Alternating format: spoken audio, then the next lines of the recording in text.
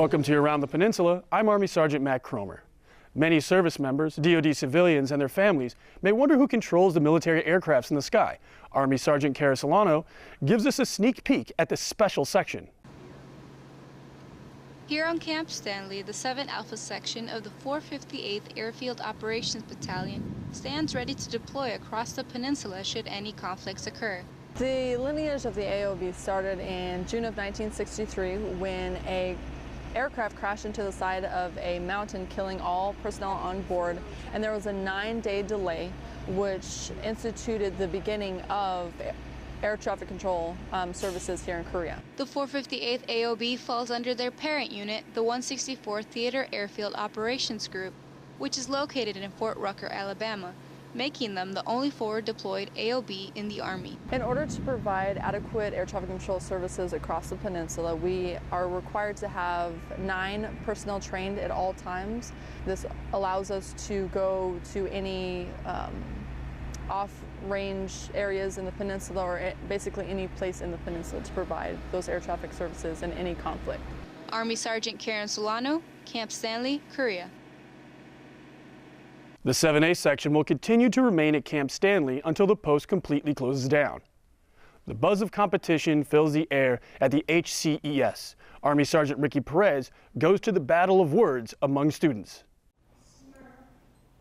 Every year, students participate in a competitive spelling bee at the Humphrey Central Elementary School, or HCES. Under pressure on stage, they test their spelling and vocabulary skills as their peers and parents watch with anticipation. This bee mimics the actual spelling bee. Our words are from the National Spelling Bee, Scripps National Spelling Bee, and we follow the rules exactly, and the kids have to know all the procedures and the expectations, just in case if one day we do get to the national level. That is our goal. Judges ask the contestants to spell words with a varying degree of difficulty. By process of elimination, the competition dwindles until there are only 2 left. Unfortunately, only one of them can be crowned champion. Thank you to everybody who cheered me on and my teacher. Thank you for helping me stay in spelling bee. Army Sergeant Ricky Perez, Camp Humphreys, Korea. The first, second, and third place winners received AFES gift cards and earned bragging rights until next year's spelling bee. In the Korean culture, every family gathers at their grandparents' home and enjoys customary dishes during the Lunar New Year. Army Sergeant Alon Humphrey visits a special place where some elders spend the holidays with new family. Volunteers provide free meals to the elderly Monday, Wednesday, and Saturdays at the Angel House near downtown Daegu. But it's no easy task with the holiday bustle. An extra pair of hands can go a long way. This project requires a huge assistance from many volunteers, and sometimes there is not enough volunteers. But many volunteers and U.S. soldiers come here and help us a lot. Soldiers of the 169th Signal Company and other volunteers serve traditional Korean dishes to the elderly. This free meal has a little different meaning in the Korean culture because it's before the largest Korean holiday, Lunar New Year. Before the holidays start, just knowing that, they got help from other people.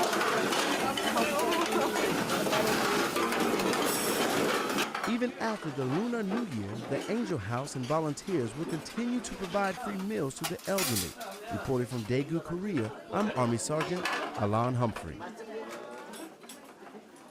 Soldiers from the 169th Signal Company serve more than 100 people on this day.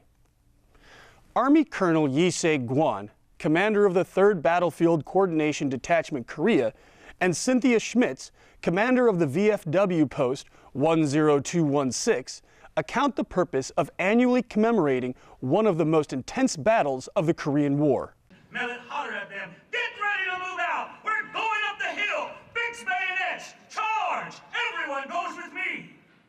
Today was just coming together and remembering the bravery, the courage, the perseverance, and the victory of the service members that were a part of Easy Company 27th Infantry Regiment.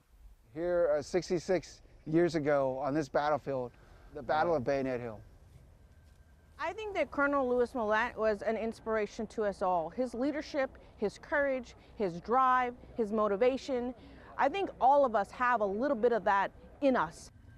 He was the epitome, the true example of everything that our service members hope to be.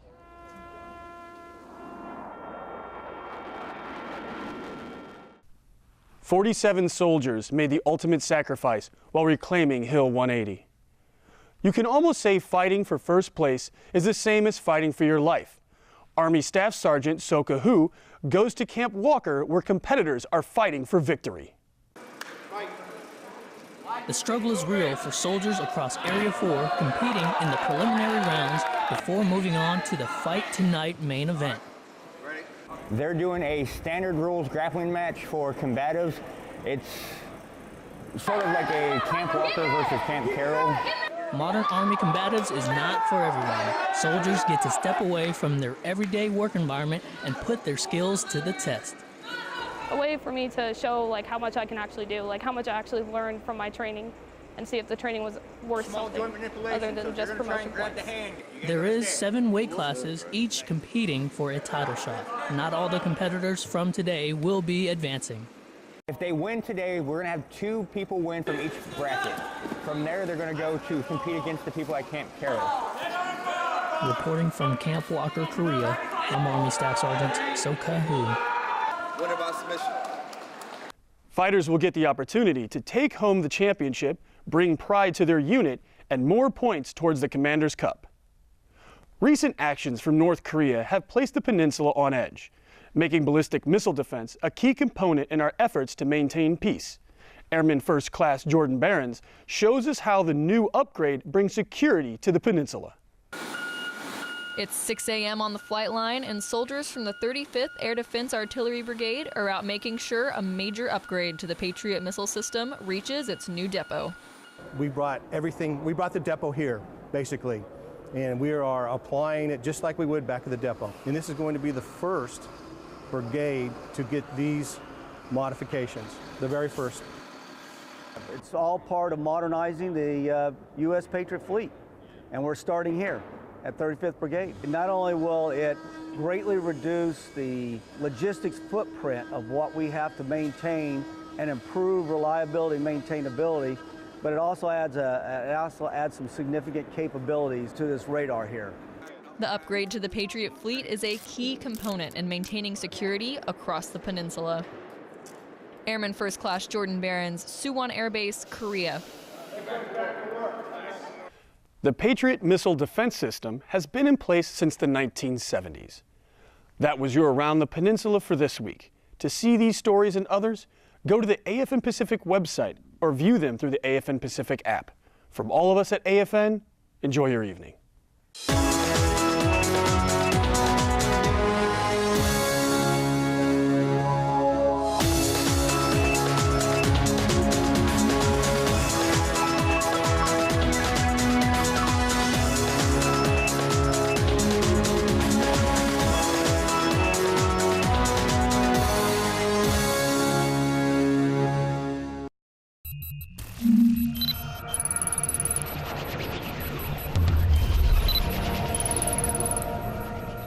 Sergeant First Class Bruce Allen Grandstep was born in Spokane, Washington in 1934. He distinguished himself while leading the weapons platoon Bravo Company on a reconnaissance mission near the Cambodian border. The platoon was advancing through irregular enemy attack when they were struck by small arms and automatic weapons fire from 3 sides.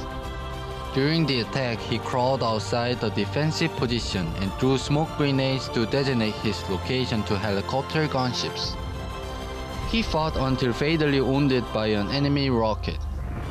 For his heroic actions, Sergeant First Class Bruce Allen Grandstep was awarded the Medal of Honor, recognizing him as a Pacific hero.